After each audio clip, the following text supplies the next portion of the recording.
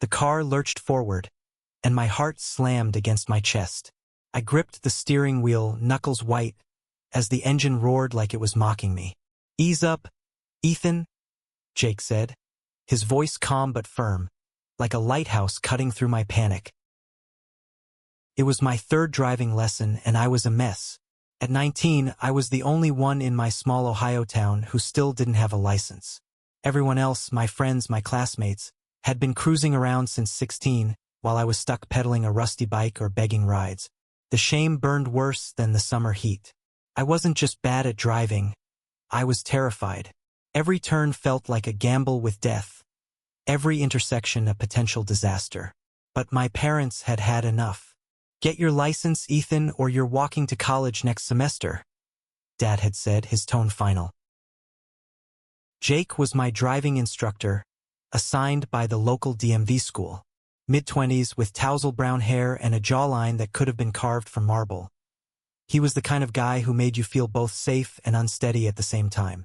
His hazel eyes had this way of seeing right through you, not judging, just knowing. From our first lesson, I couldn't shake the feeling that he saw more than my clumsy gear shifts and shaky parallel parking. He saw me. That day, we were practicing on a quiet stretch of Maple Street, the kind of road lined with picket fences and kids' bikes left carelessly on lawns. The car, an ancient Toyota with a stick shift that groaned like an old man, was my nemesis. I stalled it twice before we even left the parking lot. Jake didn't laugh, though. He just leaned back in the passenger seat, arms crossed, and said, "You'll get it. Trust yourself." "Trust myself," I muttered, wiping sweat from my brow. "I can't even trust this car not to explode." He chuckled, a low, warm sound that made my stomach flip in a way I didn't want to think about. "It's not the car, Ethan. It's you. You're fighting yourself more than the road." I didn't know what he meant, but his words stuck. They always did. Jake had this way of saying things that lingered, like a song you can't stop humming. We drove in silence for a while, the only sounds the hum of the engine and my own ragged breathing. I was hyper-aware of him sitting next to me. His faded jeans, the way his hand rested casually on his knee, the faint scent of cedar and motor oil. It was distracting. Too distracting. "Turn left up here," he said, pointing to a narrow side street. I nodded, my hands trembling as I flicked the turn signal. The car jerked as I downshifted too fast, and I cursed under my breath. "Relax," Jake said, his voice softer now. "You're doing better than you think." I wasn't. I knew I wasn't. But something about the way he said it made me want to believe him. We pulled onto the side street, and he motioned for me to park along a curb shaded by a massive oak tree. "Let's take a break," he said. "You're wound up tighter than a spring."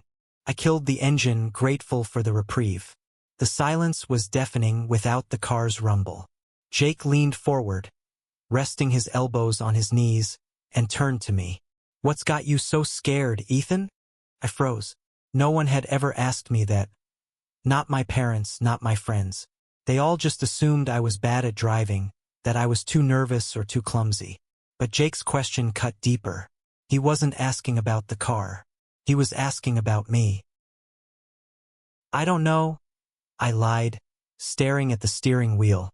My palms were still sweaty, leaving damp marks on the leather. I don't want to mess up." "You're not messing up," he said. "You're learning. There's a difference." I glanced at him, and for a moment our eyes met. There was something in his gaze. Something warm. Something that made my chest ache in a way I couldn't name. I looked away quickly, my face burning. I'd spent years burying feelings like this, shoving them down deep where no one could see. Growing up in a small town like ours, you learn fast that some things are better left unsaid. But Jake made it hard to keep those walls up. "Want to know a secret?" he said suddenly, his voice lighter now, almost playful. I nodded, desperate for a distraction from my own thoughts. "When I was your age, I failed my driving test 3 times, he said, grinning. "Crashed into a mailbox once. My instructor said I was hopeless." I laughed, the tension in my chest easing. "No way. You're like the king of driving." King of driving? He raised an eyebrow, smirking. I'll take it. But trust me, I was a disaster. Point is, you're not alone. Everyone's scared at first. His words should have comforted me, but they didn't. Because it wasn't just the driving. It was everything, my fear of failing, my fear of being seen, my fear of what I felt when I looked at him. I swallowed hard, staring out the window at the oak tree's swaying branches. Ethan, he said quietly, and the way he said my name made my heart skip. You don't have to be perfect. You just have to keep going. I didn't trust myself to speak, so I just nodded. But inside, something shifted. For the first time, I felt like someone saw me. Not the awkward kid who couldn't drive. Not the quiet guy who faded into the background. But me. And that scared me more than any turn on the road. We sat there for a while, the late afternoon sun filtering through the leaves, casting dappled shadows across the dashboard. Jake didn't push me to start the car again. He just sat there, patient, like he had all the time in the world. And for reasons I couldn't explain, I didn't want that moment to end. The next lesson was different. I couldn't pinpoint why at first, but the air between us felt heavier, charged with something unspoken. Jake was the same, calm, confident, cracking jokes about my clutch work, but every time his hand brushed mine to correct my grip, my pulse spiked. We were back on Maple Street, weaving through the same sleepy neighborhood. The Toyota grumbled as I shifted gears, smoother this time, though my hands still shook. Jake noticed. He always noticed. You're getting it, he said, his voice warm. Told you you'd figure it out. I mumbled a thanks, keeping my eyes on the road. I didn't trust myself to look at him. Not when my head was a mess of thoughts I wasn't supposed to have. Growing up in my town, you heard the whispers. About the kid who got kicked out of church youth group for being different. About the slurs spray-painted on locker room walls. I'd learned to keep my head down, to blend in. But Jake made that impossible. Let's try parallel parking again, he said, pointing to a spot between two cars. I groaned inwardly. Parallel parking was my nightmare. Too many angles, too many ways to screw up. But I nodded and pulled up alongside the first car, my palms already slick with sweat. Take it slow, Jake said, leaning closer to watch my movements. His arm brushed mine and I nearly stalled the car. Focus on the rearview mirror. You've got this. I didn't have this. My hands fumbled, the car inching backward at an awkward angle. I could feel Jake's eyes on me, not judging, just steady. You're overthinking it, he said. Just feel the car. Trust your instincts. Instincts. That was the problem. My instincts were screaming things I couldn't say out loud. I managed to park, barely, though the car was crooked and too far from the curb. Jake didn't comment on it. Instead, he leaned back and said, "Not bad. We'll keep practicing." I let out a shaky breath, grateful for the lack of criticism. But then he did something that stopped my heart. He reached over, his hand resting on my shoulder, firm but gentle. You're doing great, Ethan. Really. It wasn't just the words. It was the way he said them, the way his touch lingered a second too long. My throat tightened, and I stared straight ahead, afraid to move, afraid to breathe. I wanted to lean into his hand, to let the moment stretch forever, but I couldn't. Not here, not now, not ever. Thanks, I managed, my voice barely above a whisper. He pulled his hand back, and the absence of it felt like a loss. We sat in silence for a moment, the air thick with something neither of us acknowledged. You ever think about what you want? Jake asked suddenly, his tone casual but probing. Like, not just driving, but life? The question caught me off guard. No one asked me things like that. My parents wanted me to go to college, get a job, be normal. My friends didn't care, they were too busy planning parties or hookups. But Jake? He was different. He wanted to know. I don't know, I said, my voice small. I guess I just want to be free. Free from what? He pressed, his eyes searching mine. I couldn't answer. Free from fear. free from shame, free to feel what I felt without hating myself for it. But I couldn't say that. Instead, I shrugged and mumbled, "Just everything." He nodded like he understood more than I'd said. "Freedom's a good goal," he said softly. "Hard to get, but worth it." The rest of the lesson passed in a blur. I drove better, or at least I didn't stall the car again. But my mind wasn't on the road. It was on Jake. His voice, his touch, the way he made me feel like I could be more than the scared kid I'd always been. That night, lying in bed, I couldn't stop replaying the moment his hand touched my shoulder.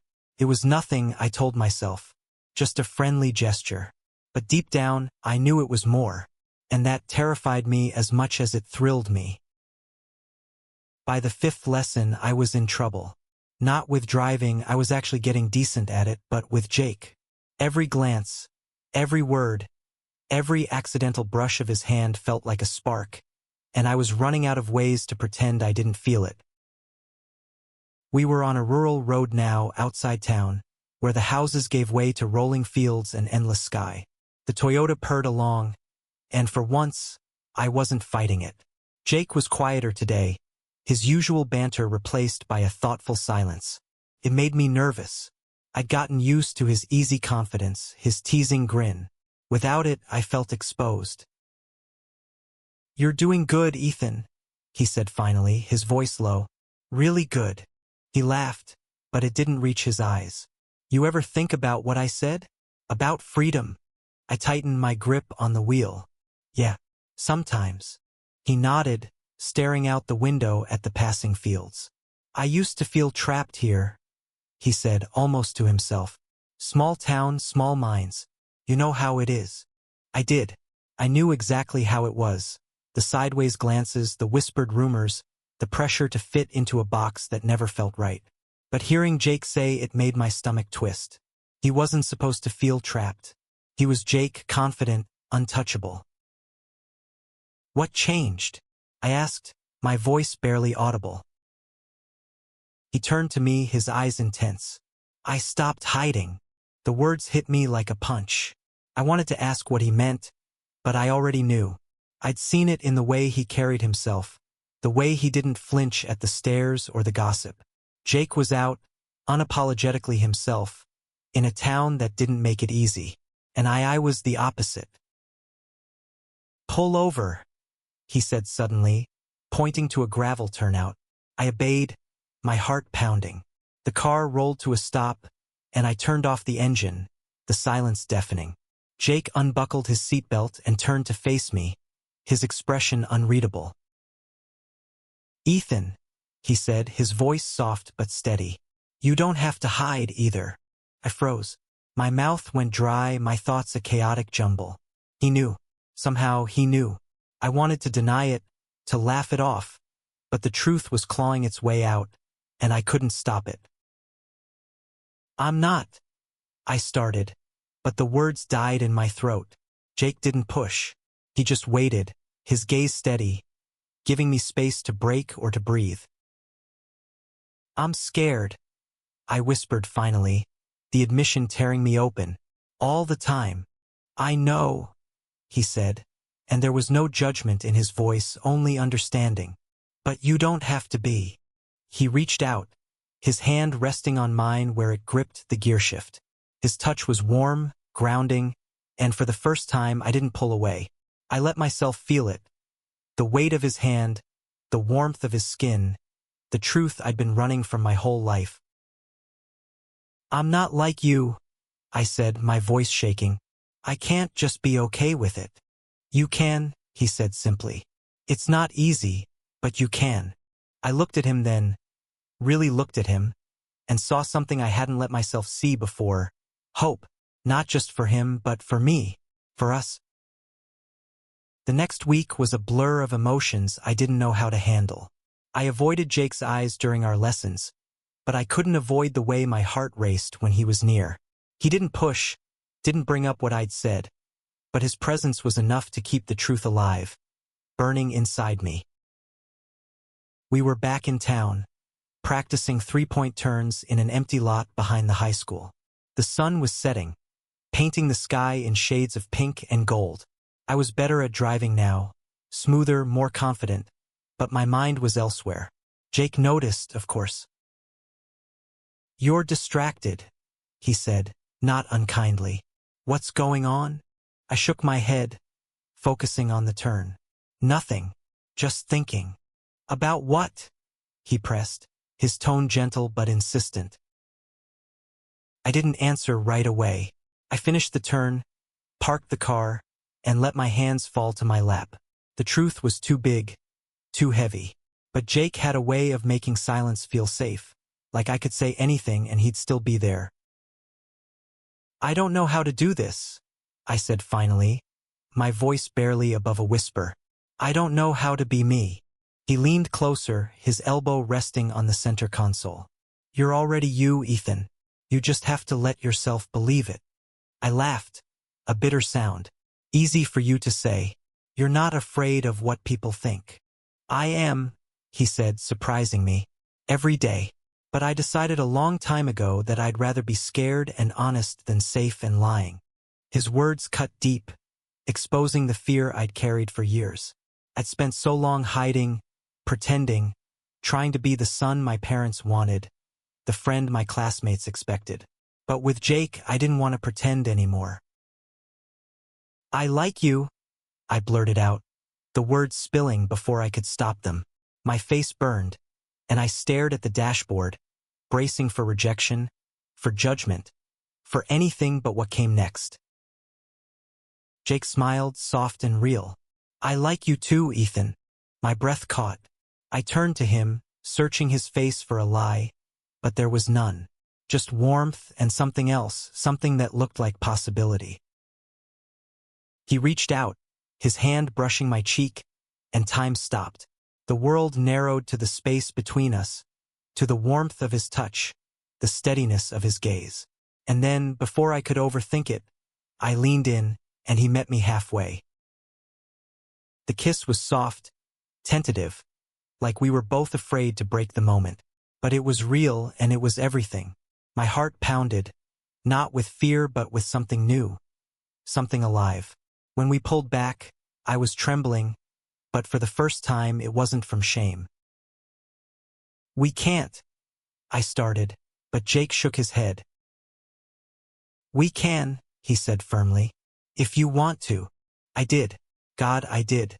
But the fear was still there, lurking, whispering all the reasons this was dangerous. My parents, my friends, this town, they'd never understand. But in that moment, with Jake's hand still on mine, I didn't care. The weeks that followed were a tightrope walk between fear and joy. Jake and I stole moments when we could. Quiet drives, late-night talks, stolen kisses in the car when no one was around. But the weight of the secret grew heavier every day. I passed my driving test on the 6th lesson. Jake was there, cheering me on, his smile brighter than the sun. When the examiner handed me my license, I felt like I'd conquered more than just the road. But the real test was coming, and I knew it. I told my parents that night. I'd planned to wait to find the perfect moment, but there was no perfect moment for something like this. We were at dinner, the clink of forks against plates the only sound. I took a deep breath and said it, "I'm gay." The silence was suffocating. My mom's fork froze midair. My dad's face hardened, his jaw tight. "What did you say?" he asked, like he hadn't heard me. "I'm gay," I repeated, my voice steadier this time. "And I'm with someone. His name is Jake." The fallout was brutal. Dad didn't speak to me for days. Mom cried, asking where she'd gone wrong. My friends, some stood by me, others drifted away, their silence louder than words. The town buzzed with gossip, and I felt the weight of every stare. But Jake was there. He held my hand through the worst of it, his presence a lifeline. "You're enough," he told me over and over, until I started to believe it. One evening, we sat on the hood of his car, watching the sunset over the fields. The air was cool, the world quiet except for the crickets and the rustle of leaves. I leaned against him, my head on his shoulder, and for the first time I felt free. I was so scared. I said, my voice soft. But I'm not anymore. Jake kissed the top of my head, his arm tightening around me. You're braver than you know, Ethan. I didn't feel brave. I felt raw, exposed, like the world could break me with a single word. But I also felt alive, like I'd finally stepped into the light after years in the shadows. Jake had done that to me, not just during the lessons, but in every moment since. He'd shown me that love wasn't just a feeling. It was a choice, a fight, a promise. The road ahead wasn't easy. There were still battles to face. My family, my town, my own doubts. But with Jake by my side, I knew I could keep going. That moment, his hand on mine, his belief in me had changed everything. And I would never forget it.